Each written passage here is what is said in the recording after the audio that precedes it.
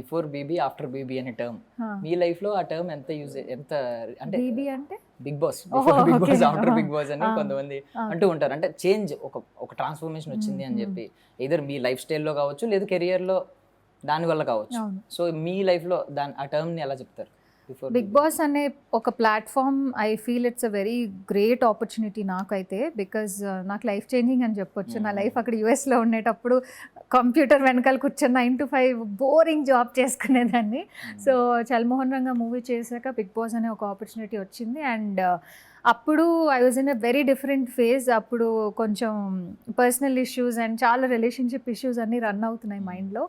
And I was not ready for, I don't know the pattern, ఇలా ఆడాలి లేకపోతే weekend ఇలా టాస్క్ ఉంటే, nothing. I just wanted to get away from the routine life.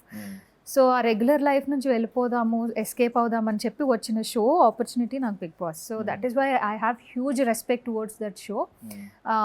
అందుకే రెండోసారి కూడా వెళ్ళడం జరిగింది. Because I completely changed, transformed physically, mentally, and I know my strength, I know my weakness.